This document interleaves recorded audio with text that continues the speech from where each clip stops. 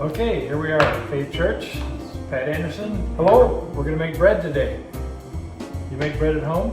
Sometimes. Okay. You ever, usually wheat bread. Wheat bread, good. Yeah.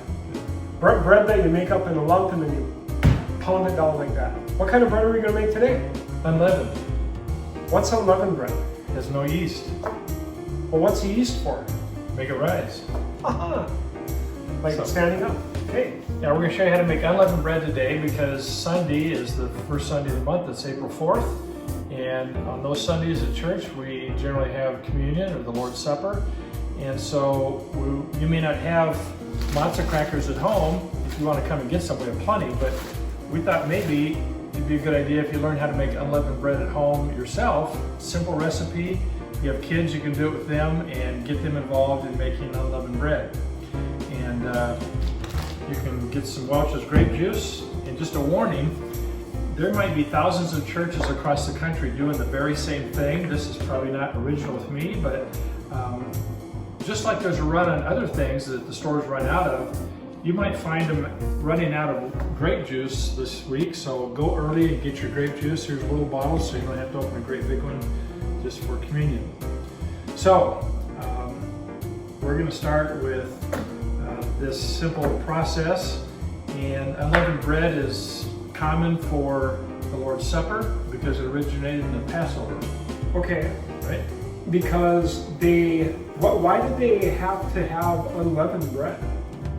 Because it was the final of the 10 plagues, and God was preparing to bring the slaves of Israel out of Egypt, and they had to leave in a hurry. So part of it was haste, that they had to leave in a hurry, and part of it was because leaven in the Bible often symbolizes sin and things that need to be removed from their lives. So prior to the observance of the Passover in following years, the Feast of Unleavened Bread lasted for 7 days, and the Jewish household that was following God's word had to make sure there was no leaven in their household during that 7-day period, and then they would have unleavened bread for the Passover observance as well. So that's where that comes from. That's why Jesus had unleavened bread in the upper room when he instituted the Lord's Supper with the disciples. Okay. All right, so we're going to make it. Very simple recipe.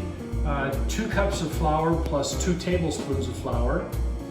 And we've got a cup of white flour in here. We're going to add a cup of wheat flour just to kind of give it a little bit better flavor. It's not intended to be like a yeast bread that's very flavorful. This is rather bland, but we'll add some wheat flour just to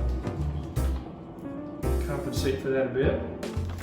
Okay, we have a cup of white in already. We're going to add a cup of wheat. And then 1 more tablespoon of wheat. A teaspoon of salt.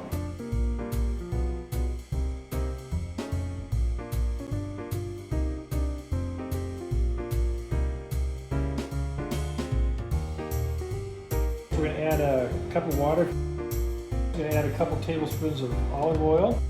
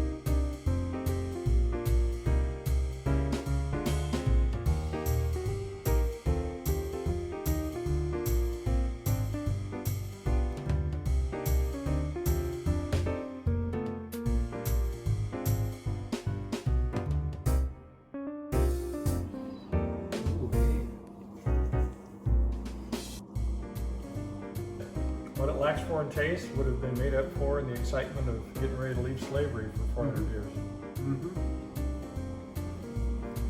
So you can make this. You can make this at home.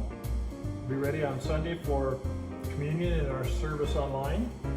And the following Friday is Good Friday, and we'll plan to have a communion service for Good Friday posted as well. So you can modify the recipe as you see fit. It's not kosher, but it's kosher style, and similar to what the disciples might have had in the upper room. Okay. All right. Thanks for joining us.